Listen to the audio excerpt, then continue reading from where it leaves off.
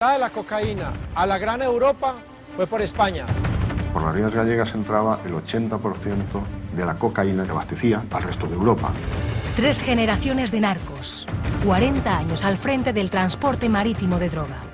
Un trabajo que se transmite de padres a hijos. ¿Por qué aquí? Yo empecé a pilotar planeadoras a los 16 años. Encontraron una bolsa con 4 kilos de cocaína. Bolsas de la basura cargada de millones. Esta gente coincidió en prisión con colombianos. Una historia que se escribe entre familias y vecinos. Denuncio al narco que también es mi vecino. ¡Qué miedo! Sí, nos están matando a nuestros hijos.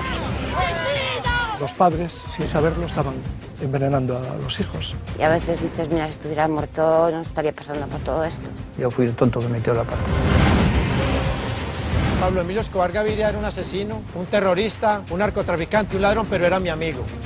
Lo que no se puede hacer es colocarlos en un pedestal como si fueran héroes. Por primera vez, una serie de 3 capítulos aborda el pasado y el presente del narcotráfico gallego. No me recuerdo nada. Yo transportaba hachís. Hay familias agradecidas en Galicia, es innegable. El narcotráfico fue una cosa política, social y económicamente aceptada. Evidentemente el crimen organizado no se va a acabar nunca. Es como una venganza. Ustedes vinieron, se acostaron con las indias que eran muy bellas y ahora nosotros les mandamos la cocaína.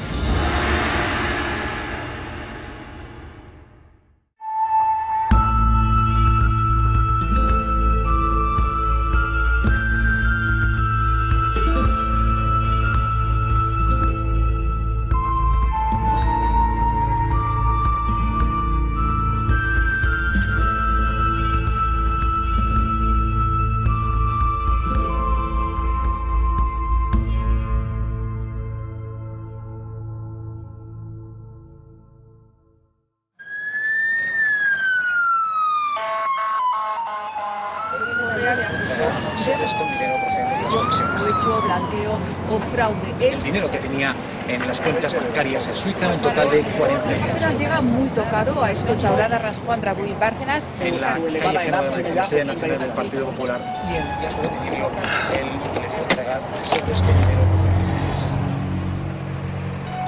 Para algunos soy un chivato, otros utilizan la palabra delator.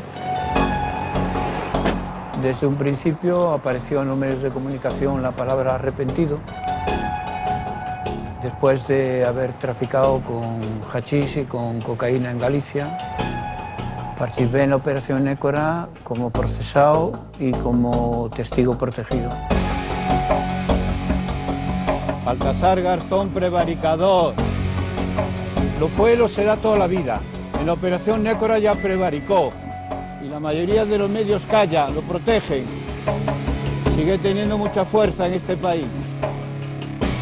Fernández Padín es historia viva del narcotráfico gallego y un viejo conocido de la Audiencia Nacional. En 1994 delató al peligroso clan de los Charlines durante la famosa Operación Nécora, el primer gran golpe al narcotráfico en Galicia. Dirigía la operación un joven y desconocido juez llamado Baltasar Garzón. Él sentó por primera vez en el banquillo a los capos gallegos de la droga. Padín testificó contra sus jefes y tuvo que huir de Galicia. Se convirtió en uno de los primeros testigos protegidos del Estado y los medios de comunicación lo mimaron durante un tiempo. Yo participé directamente en las descargas e incluso después distribuí mercancía que se había descargado. Pero Padín ya no es noticia, ni siquiera cuando en el año 2011 el Estado le retiró la protección. El Estado, después de hacerme muchas promesas, pues no acabó nada bien para mí. Me quitaron el sueldo, me quitaron el domicilio, me dejaron en medio de la calle, enfermo, sin escolta, sin protección a manos de los narcotraficantes. Y por eso sigo aquí todavía. Dale que te pego. Pero por la Audiencia Nacional ya no desfilan los grandes narcos gallegos, sino los implicados en la trama Gürtel. Los Correa, los Crespo, los Bárcenas. Mientras tanto, en Galicia hay quien dice que todo sigue igual, generación tras generación. ¿Volverías a denunciar a los Charlines? Yo creo que a día de hoy no. porque han pasado 26 años, pero yo algo de miedo sigo teniendo. Y lo voy a tener ya de por vida, porque si no me hubiera ido a vivir a Villanueva. Me gustaría vivir allí, pero sé que no debo vivir allí. Ya fui el tonto que metió la pata.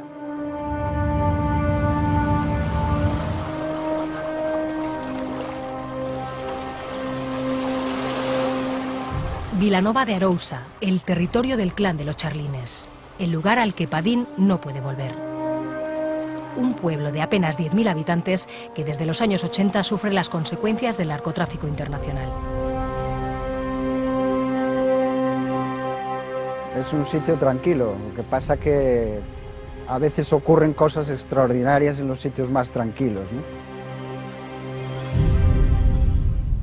¿En qué situación te coloca, siendo de Vilanova, escribir sobre narcotráfico? Bueno, te coloca en una situación ciertamente delicada, ¿no? Conoces a todos los que se dedican al contrabando, a los que se dedican al narcotráfico, entonces a veces resulta un poco incómodo. En Vilanova tenéis dos personajes muy importantes que han nacido aquí. Uno de ellos es Valle Inclán y otro es Manuel Charlín. Bueno, lo que seguramente no conoce mucha gente es que Valle Inclán fue un precursor. Ensalzaba determinadas sustancias.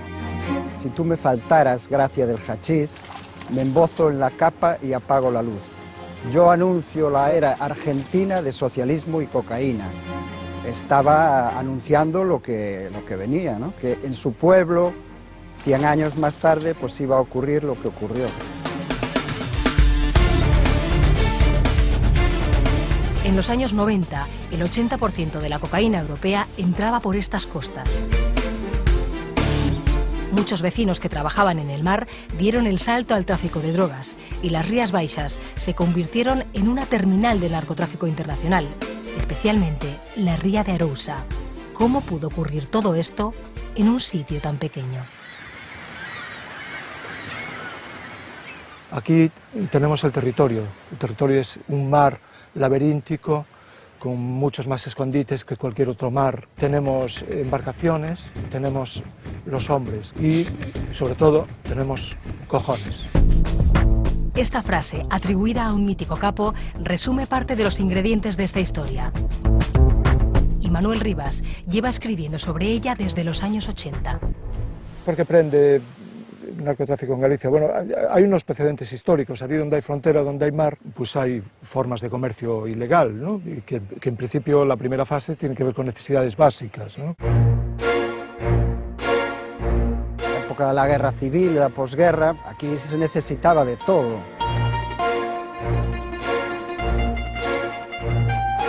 Necesitábamos medicinas, necesitábamos harina, jabón, telas. Lo que no había aquí se conseguía en Portugal, básicamente. Los extraperlistas eran como proveedores de cosas que no teníamos. Ya en aquella época, pues, eran vistos con buenos ojos. En los años 60, un grupo de extraperlistas, pues, se dedicaron al contrabando de tabaco. Empieza a moverse mucho dinero, como nunca se ha visto antes. Estos pequeños contrabandistas se convirtieron en grandes capos tabaqueros que traían toneladas de tabaco ilegal y lo distribuían por toda Europa. En toda esta zona se abren numerosas sucursales bancarias. Es como la fiebre del oro. Durante los años 70 y 80, el rubio americano, también llamado Winston de Batea, se convirtió en una auténtica industria que movía millones de euros anuales. Vamos a conocer a un veterano contrabandista que vivió todas las fases del proceso. Solo nos pide ocultar su rostro. ¿A qué te dedicabas en los años 80? A marisco, las almejas, yo qué sé, al extrapelo de almejas. Cuando estaban en veda, pues íbamos mi padre y yo y cargábamos la adorna de almejas. Y el tabaco pues nació así, empezamos con 4 cajas y 4, 20, 80, 200. ¿Hiciste dinero? Sí, claro que hice dinero, bolsas de la basura cargadas de millones. Se llegó a decir en un momento que erais los mayores contrabandistas de Europa. De tabaco supongo que sí. ¿Y qué? Por eso lo quitaron. ¿Qué es el Winston de Batea?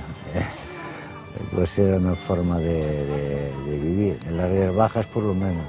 Por lo menos vivía la gente mejor, desahogada, y podía comprarle un pantalón a un hijo. Y no hacía daño a nadie, porque el tabaco aún hoy lo hay y lo habrá toda la puta vida. Se acabó eso y se acabó todo.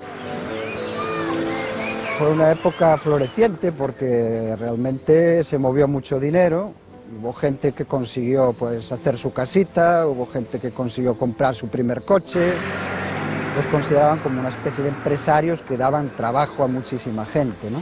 Centenares de familias en esta comarca. Aparece la figura del contrabandista, que es un contrabandista, el jefe contrabandista se asimila mucho al cacique también, a veces coincide que tiene cargos políticos. Los señores del humo, refiriéndose al humo del tabaco, claro.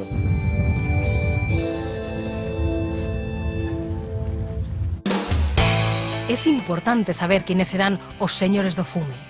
Nombres como Celso Lorenzo, presidente del Celta de Vigo, alcaldes que ganaban con mayorías absolutas o hijos predilectos como Vicente Otero, Terito, condecorado con la insignia de oro y brillantes de Alianza Popular y amigo personal de Manuel Fraga.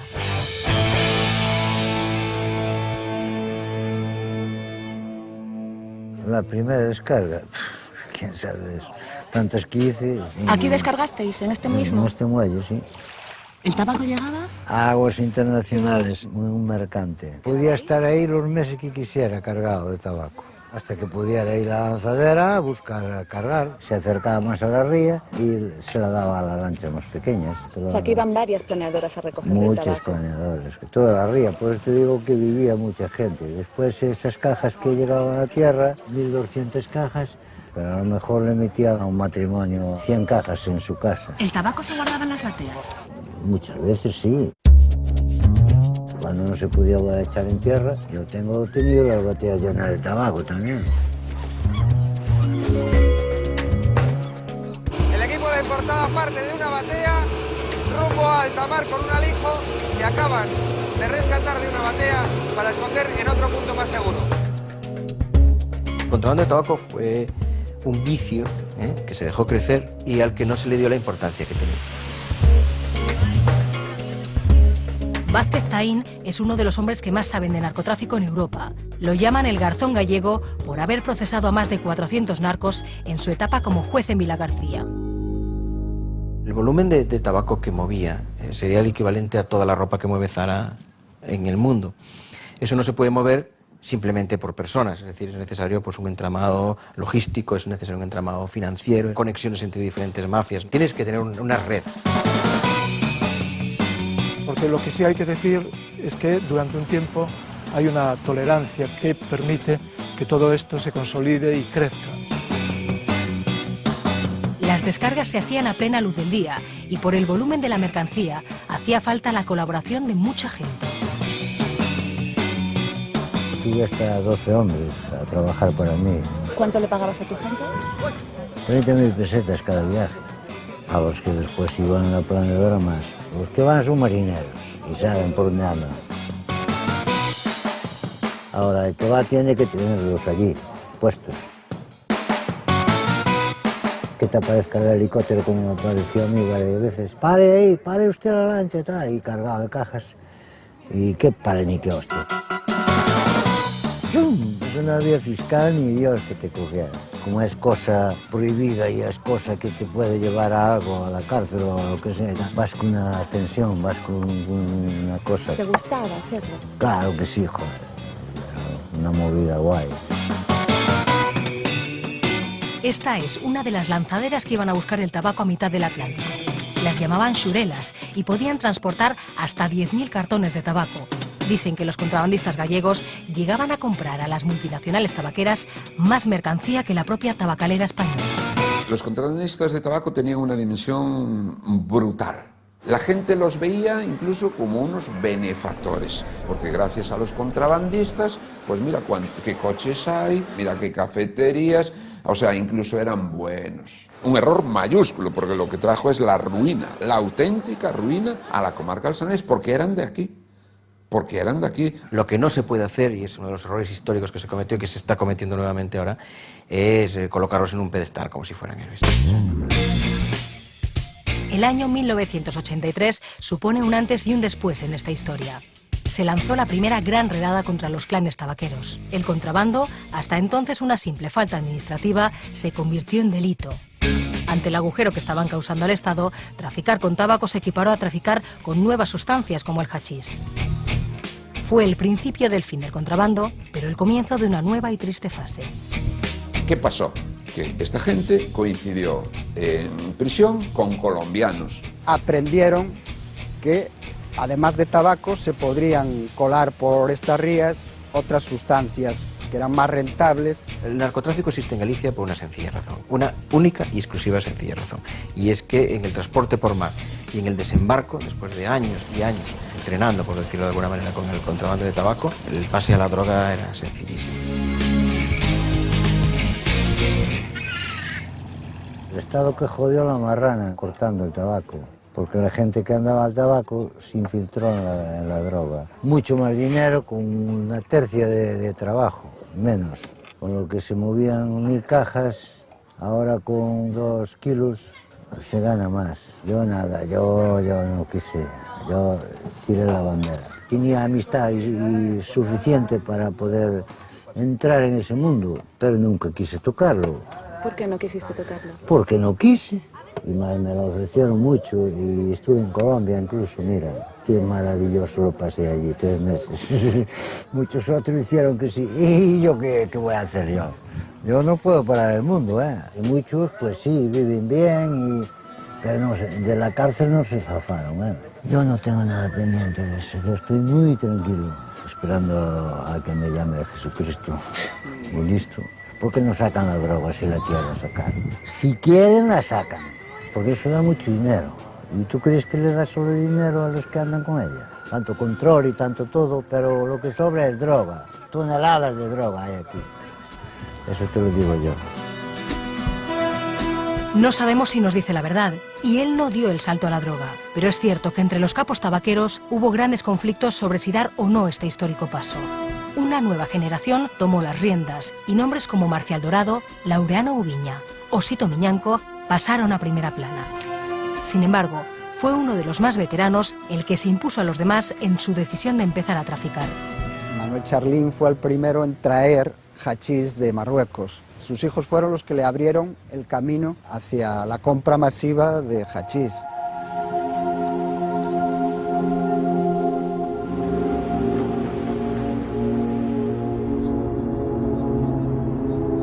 ¿Por qué empezaste a trabajar como traficante? ¿Cómo te metiste en esto? Estaba en tratamiento psiquiátrico y estoy en tratamiento psiquiátrico ya de por vida. ¿Por qué? ¿Te encontrabas Por culpa mal? de haber consumido 3 dosis de LSD en una noche. Y ya no volví a ser una persona normal nunca más.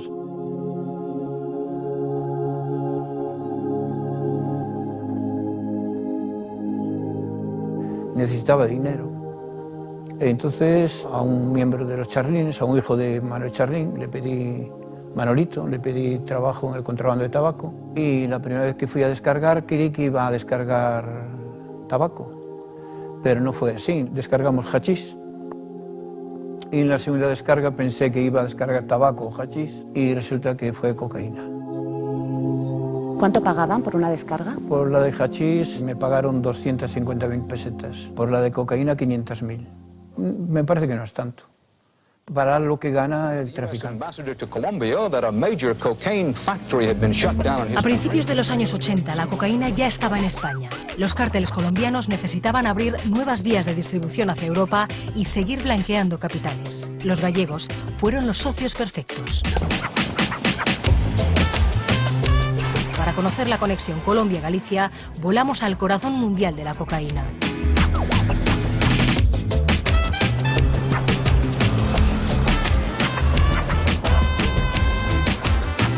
La entrada de la cocaína a la gran Europa fue por España.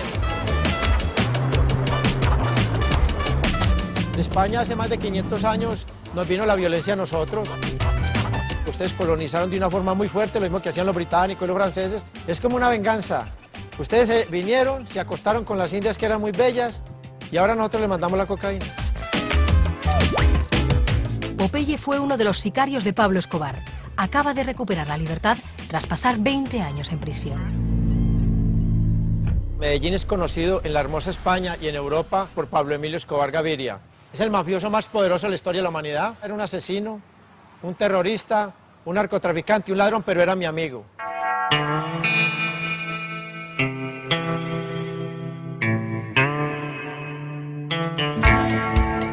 Este barrio se llama Pablo Escobar. En su letrero de entrada se lee «Aquí se respira paz». Y muy cerca, en una capilla, se le venera. Escobar construyó el barrio en 1982, cuando era diputado, para albergar a cientos de familias que vivían en un vertedero. En Medellín es un ídolo, es el patrón, el Robin Hood paisa, el jefe del cártel de Medellín. A Pablo Escobar Gaviria lo ama el pueblo, ¿por qué? Porque ayudaba al pueblo, regalaba puestos de salud, mercados, en Navidad daba los juguetes para los niños y porque le daba plomo al gobierno de Colombia.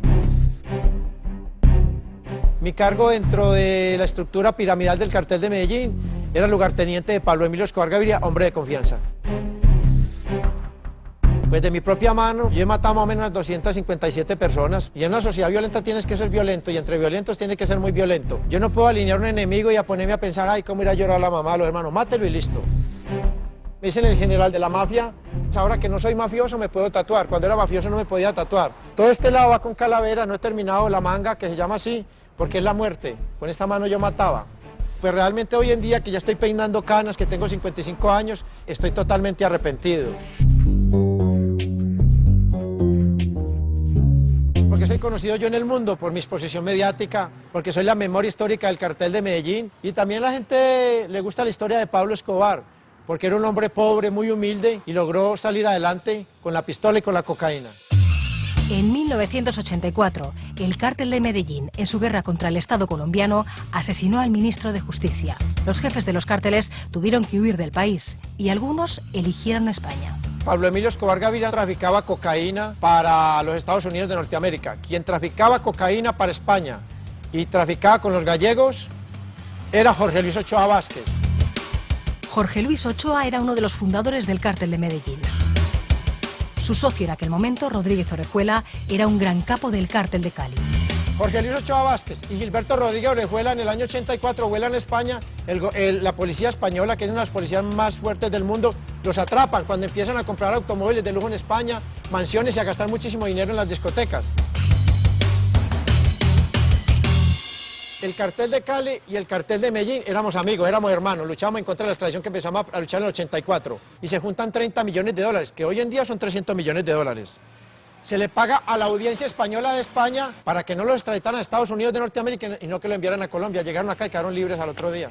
Pero no es culpa de ellos ni culpa de nosotros, es culpa del gobierno español y culpa de Felipe González.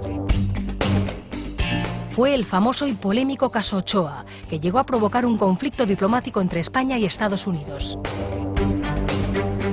El propio Felipe González quiso despejar esta sospecha en uno de sus libros, dejando la pelota en el tejado de los jueces del Supremo que firmaron la extradición de los narcos. Para que aterrice un avión desde Colombia a España con un dinero tiene que estar el gobierno y Felipe González era amigo de Pablo Escobar, permitieron esta operación. Era la primera vez que Pablo Emilio Escobar Gaviria y el cartel de Medellín vencían al imperio norteamericano. Jorge Luis Ochoa Vázquez, los gallegos que vio, que eran serios para el negocio, muy hábiles, porque él decía que empezaron traficando ovejas y que después ya con la cocaína, y se reía muchísimo, que Jorge Luis Ochoa Vázquez también es un buen tipo. La ruta marítima Colombia-Galicia quedó firmemente establecida hasta el día de hoy. A través de los gallegos, toda Europa comenzó a teñirse de blanco.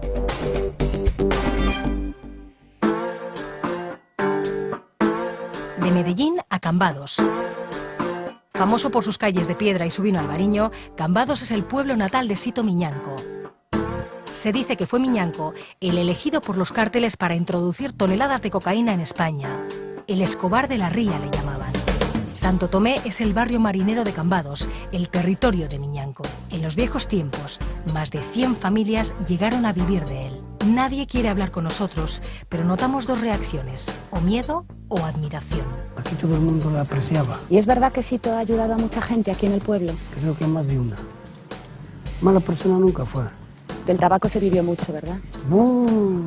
Del tabaco casi todo el pueblo. Del tabaco.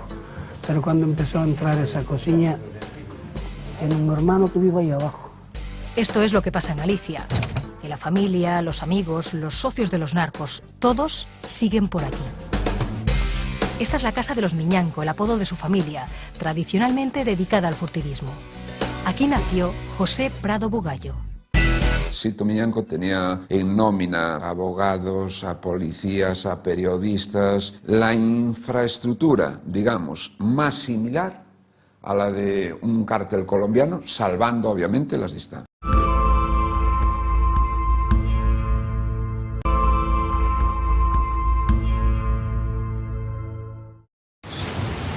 Era un periodista joven y entonces haciendo un reportaje, recuerdo por la noche pasar a nuestro lado a 3 personas y oír a una gente que estaba allí al lado. ¡Esito, Esito, Esito, Esito! Era como un ídolo, ¿no? Yo estuve leyendo una conversación telefónica que tuvo con Eguín Madalena, que era su brazo derecho aquí. ¿Cómo le va a Manolo? Pues está un poco pachucho, no sé qué tal. Bueno, pues dale 1 millón de pesetas. Ese tiene un hijo, que dale 2 millones de pesetas que vaya a la clínica de Navarra. En 10 minutos repartió 25 millones de pesetas. Bueno, pues mira, motivos hay moitos. Por ejemplo, o señor... Sito Miñanco, si no se dedicase a esto, sería un tío muy bondadoso. Sería un tío cojonudo. Pero, claro, desde el momento en que es un narcotraficante, pues para mí Sito Miñanco es un gángster. Estaba el equipo de fútbol que él presidía. Hay un componente ahí del bandido mítico, ¿no? Muy al estilo Pablo Escobar, Miñanco fue presidente del club de fútbol de su pueblo. Este es Miñanco haciendo el saque de honor del Cambados, un equipo modesto que ascendió a Segunda B a golpe de talonario. Dicen que sus jugadores cobraban más que los del Deportivo o los del Celta de Vigo.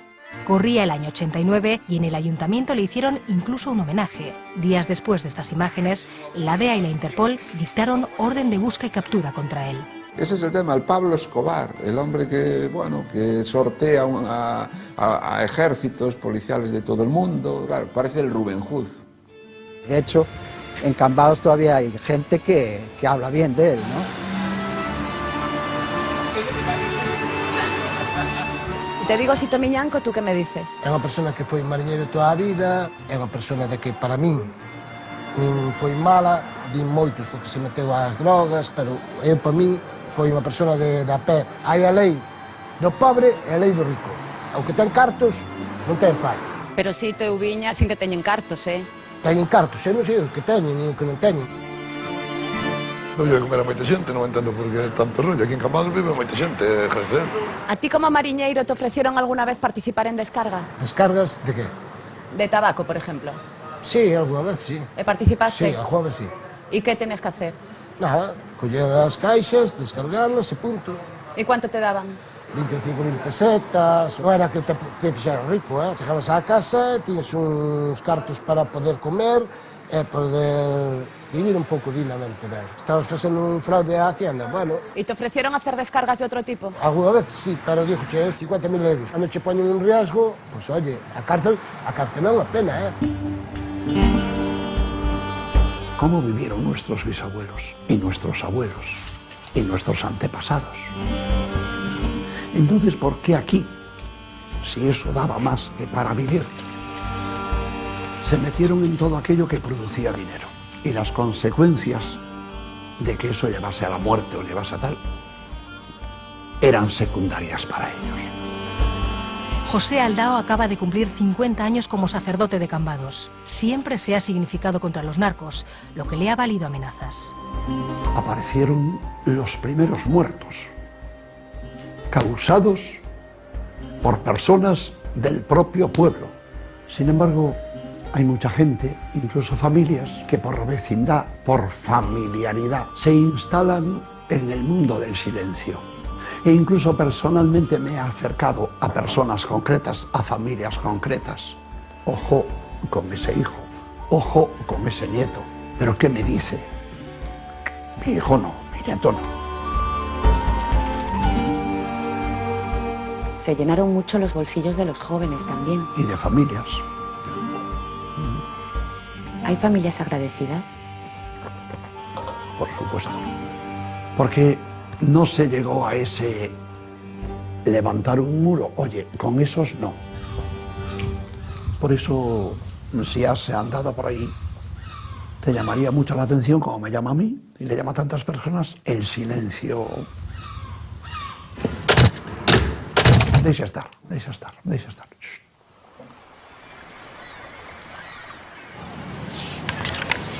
La boca no es para hablar, es para callar. ¿Por qué escribiste eso? Creo que es lo que ocurre con mucha frecuencia en esta sociedad, ¿no? Hay mucho silencio cómplice, silencio mudo, una especie de omertá por miedo, ¿no? Pero también había un silencio evidentemente comprado, ¿no? Interesado. Algunos ven, oyen y callan. Otros no nos hicieron callar ni nos harán callar. Una parte importante de la sociedad sigue mirando para otro lado. Sigue mirando para otro lado. Vilagarcía de Arousa es la capital de la Ría. Un lugar que recuerda vacaciones, pero que fuera de Galicia también arrastra un estigma. Un cártel en pleno centro del pueblo nos impide olvidar que aquí, 30 años después, sigue ocurriendo algo.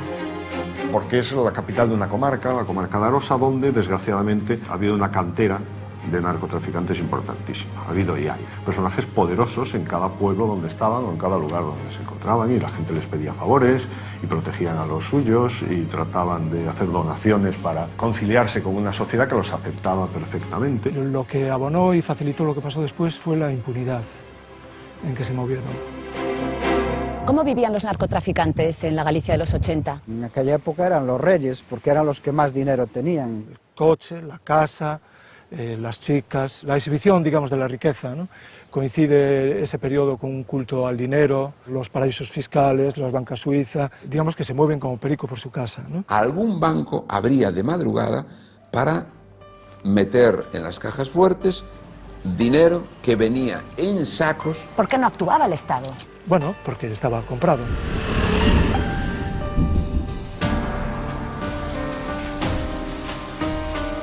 Hubo un riesgo de que nos convirtiéramos pues, en una Sicilia o en un, por decir, territorios o un México o una Colombia. Claro que sí, porque aquí había una serie de elementos que llegaban a corromper pues a políticos, que llegaban a abrir puertas de instituciones importantes, que había contrabandistas que financiaban partidos políticos. Hay gente que se escandaliza, que dice, bueno, Galicia, lo de Galicia no es comparable a lo de Sicilia, ¿no? Hay un momento muy delicado incluso en que hay una estrategia de toma del poder, ¿no?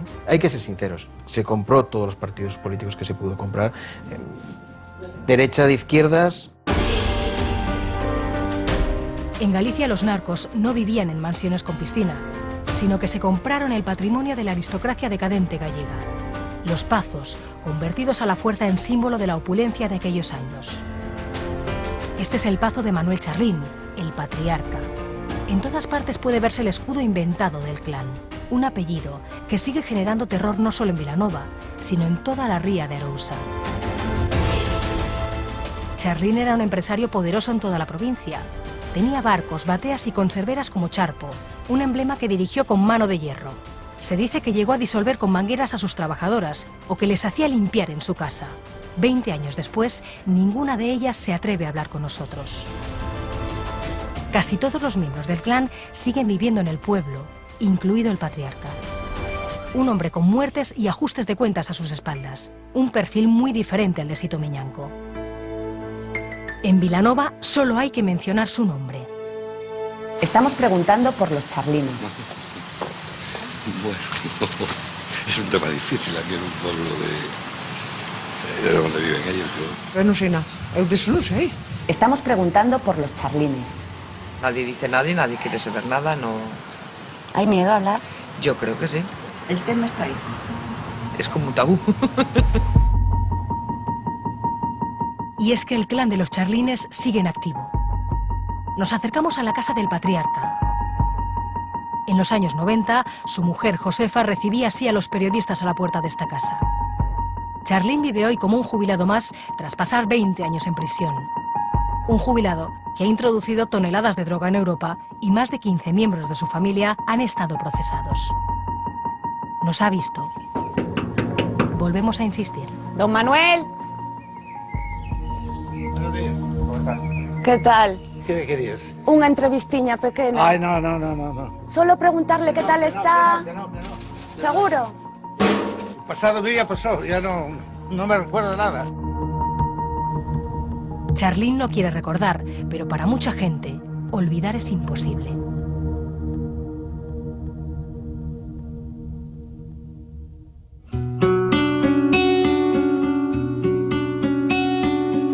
¿Cómo recuerdas tus 20 años como testigo protegido? Al principio con angustia, con miedos, no me hacía bien a la ciudad de Madrid, me sentía extraño, tenía ganas de hablar gallego, tenía ganas de estar en mi tierra. ¿Por qué crees que no te mataron los charlines entonces? No me mataron porque no quisieron. A la familia Charlín estoy agradecido, sí. Me da igual que sea fuerte porque es mi vida. Y aunque sé que no me van a perdonar, ni yo pido perdón tampoco, pero les reconozco que se han portado mejor que las autoridades. Aquí estoy con los escoltas en una vendimia. Aquí estamos jugando en un parque. Eran mis amigos ya, era mi familia, era mi compañía. A la policía al principio no le gustaba mucho que fuera a mi pueblo, pero bueno, yo tenía esa necesidad de volver. Es verdad que alguna vez que fui sí se metieron conmigo, incluso estando los policías en un restaurante, que ojalá me muriese con lo que estaba comiendo.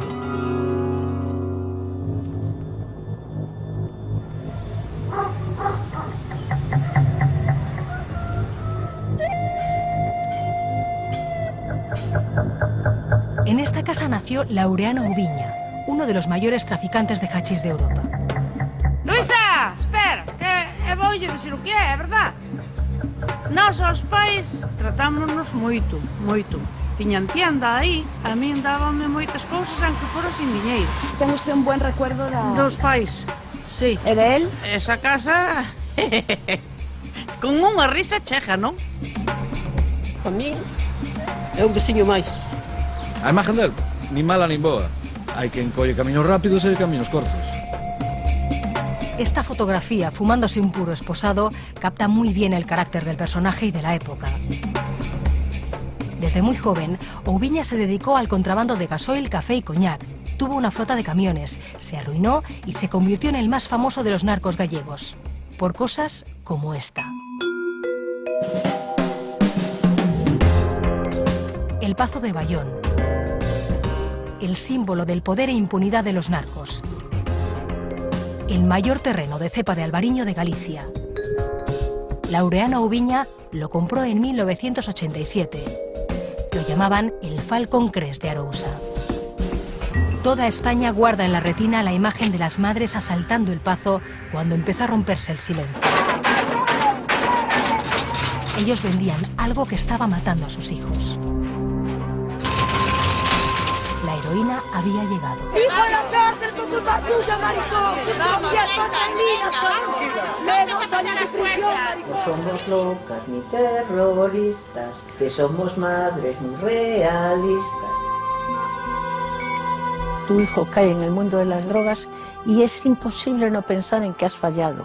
Le das vueltas y vueltas y por qué, y no encuentras respuesta. Gloria y Tonina son dos de las madres fundadoras de Érguete, la asociación que lo cambió todo. Les espera Carmen Avendaño, la auténtica heroína gallega. Hola, bienvenidas, ¿qué tal? Bien hallada. ¿Qué tal, Tonina? ¿Qué tal? Bienvenidas. Darme los abrigos que los colocamos por ahí. Mis hijos tenían pues 12, 14 años cuando cayeron en la droga. Yo como trabajaba 10 horas fuera de casa, pues malamente me enteraba de lo que pasaba. Simplemente pues al llegar a casa veía que aquello era un desmadre. Y mi hijo empezó a faltar al autobús, a no comer, a dormir, quedárseme dormido. Y los médicos tampoco sabían, porque no sabían nada de la droga. En nuestra casa robaban lo nuestro, o sea, lo de casa, y lo de sus hermanos. Se llevaba la bicicleta, hasta los libros. Mi hijo nunca robó en su casa, ni le quitó jamás una cartera a una mujer. Mi hijo atracaba bancos. es lo que hacía. En las prisiones nosotros tuvimos muchísimas dificultades al principio, porque nuestros hijos entraban sanos y salían con VIH. Aquí hay que luchar porque nuestros hijos son los que están pudriéndose allí en las prisiones y los demás pues pasándoselo bien. Y por ahí empezó la lucha. Primero decidimos estudiar qué eran las drogas, por qué, quién eran los beneficiarios. Las conclusiones fueron fáciles. Con la decadencia de nuestros hijos empiezas a ver que hay gente que se está enriqueciendo. Como todo el mundo lo sabía y todo el mundo lo contemporizaba con ellos, nosotros empezamos a delatar. ¿Dabais nombres de alcaldes? Sí, de alcaldes y de militantes cualificados y de empresarios que estaban levantando grandes construcciones y pazos.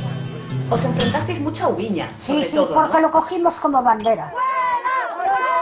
Por charlatán, por ofensivo, insolente, nos llamaba putas, decía que lo que querían era hacernos un hijo. Al principio éramos como hormiguitas, yo creo que incluso el propio narcotráfico nos consideraba un poco folclóricas, ¿no? Bah, estas locas. Hicimos una manifestación en Villagarcía y ellos estaban en los bares alrededor y estaban diciendo, esas son unas locas. Nosotros traficamos con coca, no con drogas. Que somos madres muy realistas, las cuentas por Hacienda. A mí me recuerdan al principio a las madres de la Plaza de Mayo, ¿no? Las trataban de locas. Ellas fueron las que llevaron a la calle ese grito y sacudieron las conciencias. Entonces hubo gente que no pudo ya seguir mirando para otro lado, ¿no? El Estado tenía que reaccionar. El papel de las madres contra la droga, de RT, fue un grito que conmovió las conciencias de muchos y nadie reaccionaba. Por lo tanto, lo que hay que hacer es cumplir con la ley y la ley que te exige investigar eso y actuar contra ellos. Y eso es lo que hicimos. El miedo era lo que reinaba porque el Estado estaba ausente. Estábamos en el filo de la navaja. O lo hacías o no lo hacías. Si no lo hacías, la expansión del cáncer era obvia, porque se masticaba. Nécora fue el parteaguas, como dicen en México, ¿no? Es el momento en que había que actuar, porque de no hacerlo, hubiéramos llegado muy tarde. El 12 de julio de 1990, más de 350 policías llegaron a Vilagarcía en una operación que mantuvieron en secreto a los gallegos. Inicialmente se llamaba Operación Mago en honor a su juez instructor. Aquí comenzó la fama de Baltasar Garzón y un punto de inflexión en la historia de Galicia. Cuando llegaron los helicópteros y desembarcaron en el Pazo de Bayón, el mensaje fue claro, es decir, a partir de hoy todo va a cambiar. De alguna manera, pues estaban cayendo unos delincuentes que habían traído la ruina a la tierra donde yo nací y donde me quiero morir. Fue un poco el principio del fin de la impunidad de los traficantes. Yo creo que fue casi, podríamos decir, providencial.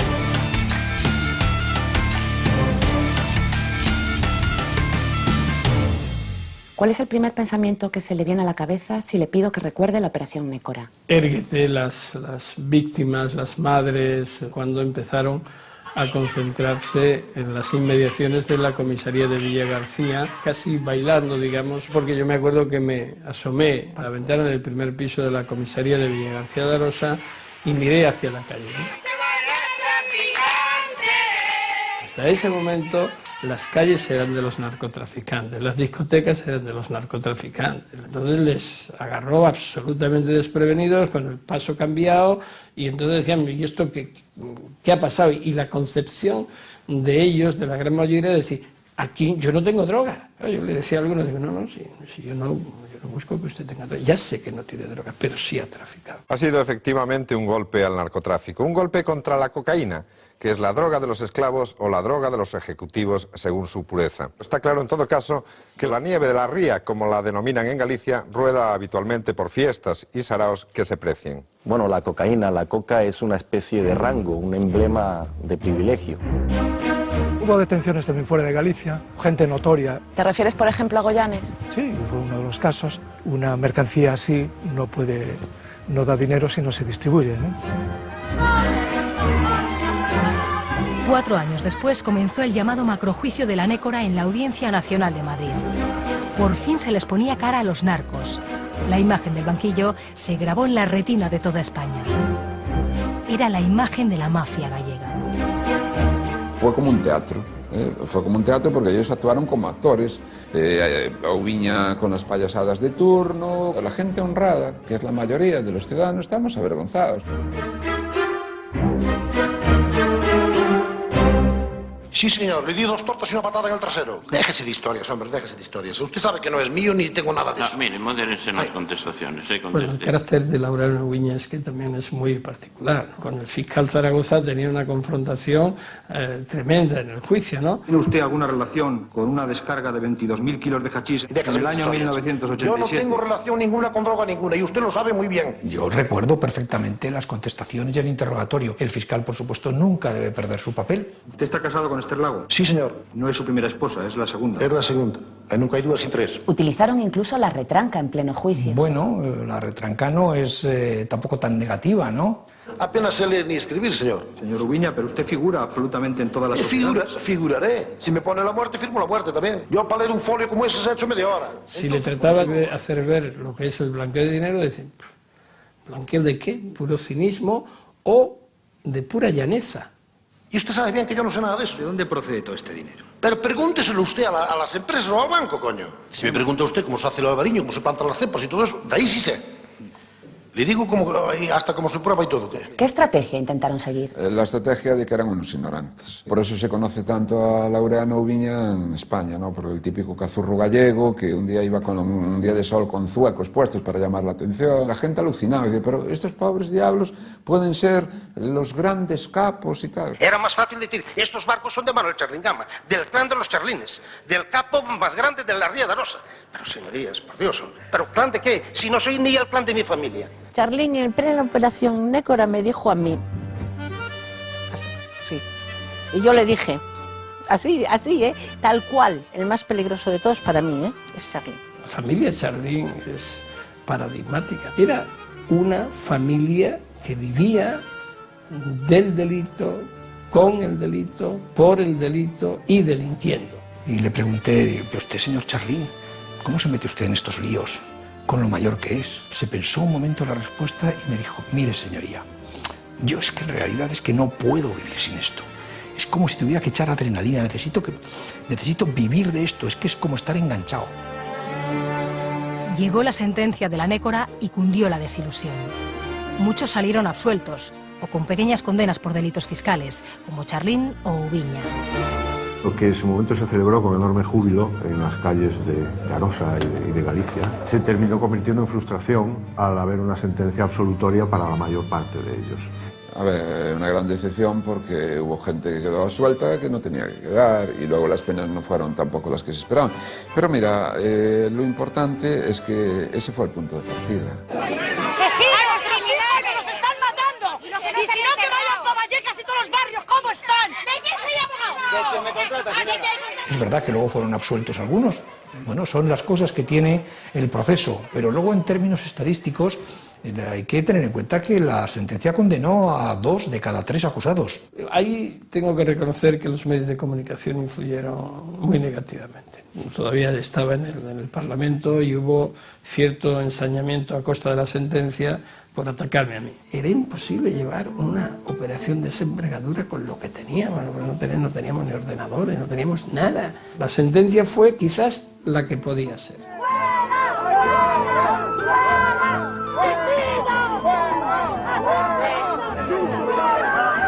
La situación en las calles era insostenible. La indignación se desbordó y se produjo el famoso asalto al Pazo de Bayón. ¡Ladrón! ¡Para de Teníamos mucha dignidad y peleábamos por nuestros hijos. Era la razón de la muerte de tus hijos. ¿Qué quieren? ¿Provocarnos de personas? Por favor, vayamos para la explanada.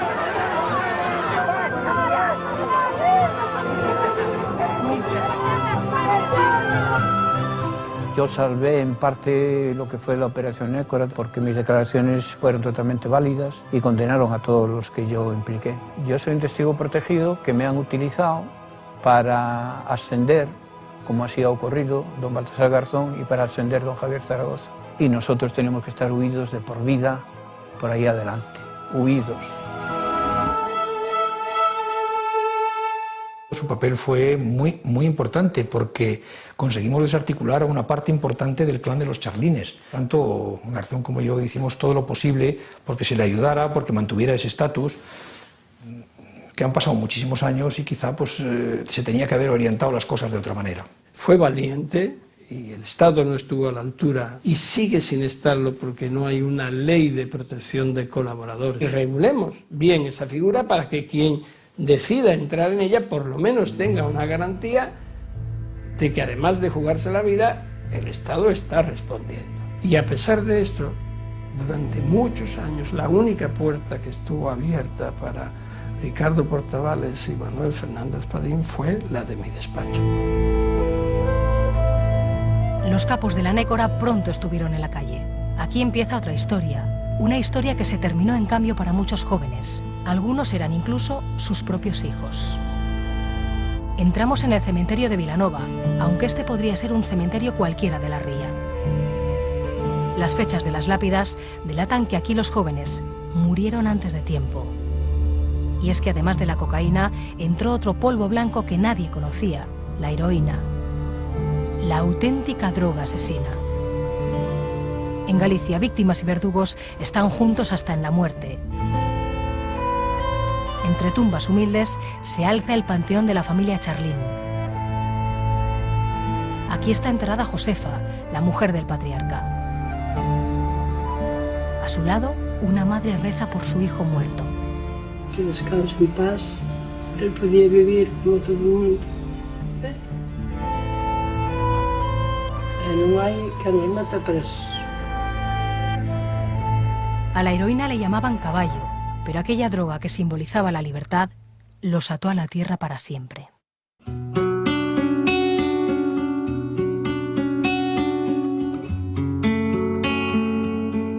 Yo nunca pensé llegar a los 50 años, ni yo ni nadie. Pienso que estaría mejor enterrada.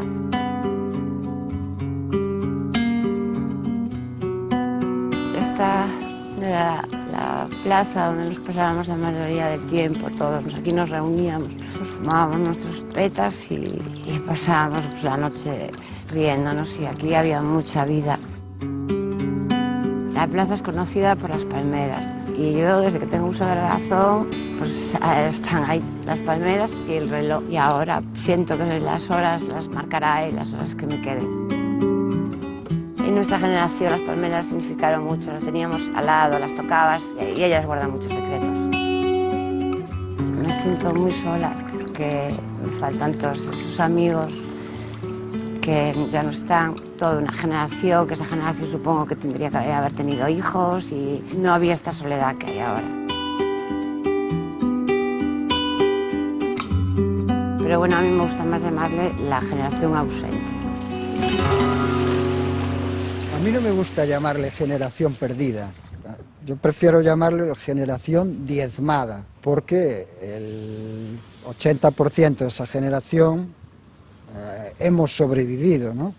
Yo los conocía a todos, evidentemente, todos éramos amigos, éramos conocidos, éramos vecinos del pueblo. Al principio se pensaba que eran jóvenes rebeldes. Acababa de morirse Franco, teníamos ganas de libertad, de experimentar, de conocer, de cambiar la hipocresía que había del que dirán. No mirábamos a un mañana, vivíamos el hoy, el momento, el día. La frase era: vive deprisa, sé joven, tendrás un cadáver bonito. Me acuerdo cuando escuchaba la canción de Carlos Gardel de 20 años no es nada, decía, pero si 20 años es una vida, y 20 años no es nada.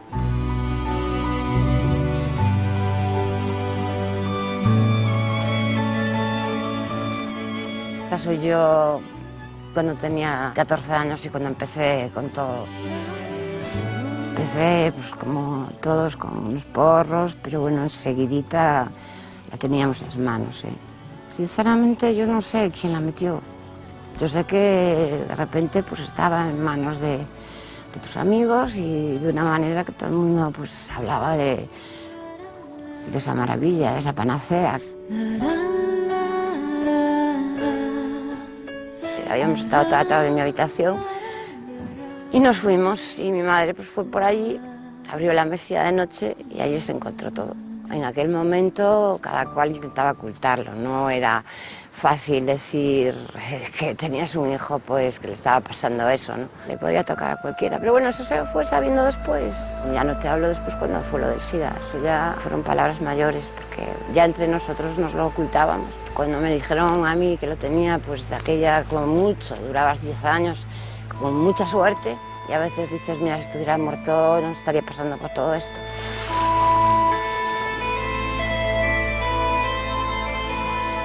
Todo el mundo me rechazaba, incluso la familia, por los hijos, al ver que estaban metidos en la droga. Muchos padres culpabilizaban a la madre de no haber sabido educar a los hijos. Más de unas personas me decían, yo no sé por qué no los echas a la calle. Si yo no voy por ellos, ¿quién? Gente que provenía de familias desestructuradas, mentira, éramos familias normales, de clase media, de trabajadores, de clase media alta y las clases altas también, pero estaban en los chalés. Después, cuando creamos la asociación, ya fuimos un referente para muchísimas familias y quitábamos complejos, no te preocupes, tu hijo es un enfermo, con los médicos, con los psicólogos. Yo siempre lo dije y lo sigo manteniendo. Nuestros hijos fueron los ratones de laboratorio en los que todos aprendimos. Esta era parte de mi pandilla. ¿Quién eres tú? Yo soy el más alto. Esta foto es de unas fiestas patronales de mi pueblo.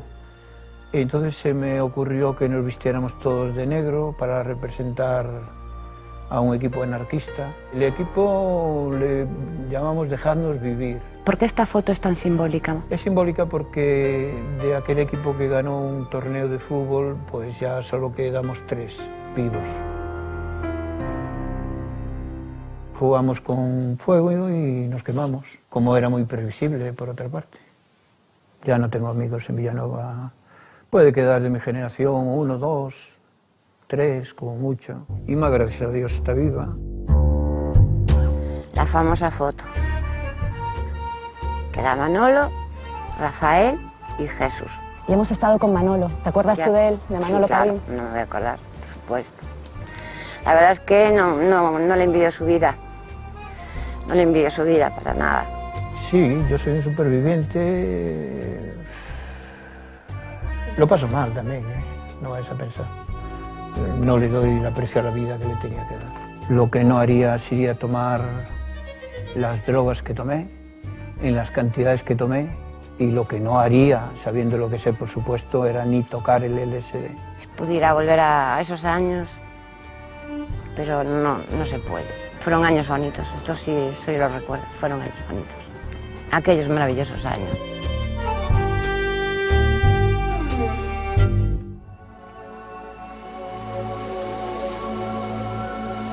No solo siguió entrando cocaína después de la operación Nécora, sino que entró mucha más. Tenían empresas, tenían barcos, tenían lanchas. Los colombianos quieren pilotos gallegos, los moros igual. Primero empecé a vender picos de hachís y luego pasé a vender ya cocaína y heroína. Son consumidores, eso es un cóctel molotov. Con 20 años tenía más de 80 millones en mi poder. ¿Qué es lo que quieren los hermanos gallegos que están en el tráfico de la cocaína? ¡Dinero! Cuando paseo por el pueblo sé que estoy solo. Tu situación, la que quedó, pues quedó de chivato. A la gente que vendió no fue un año para la cárcel, ni 2. Era ya como una cuestión personal. No les vamos a dejar. ¿Cómo arrepentirme? Pues chico, ¿verdad? No. De nada.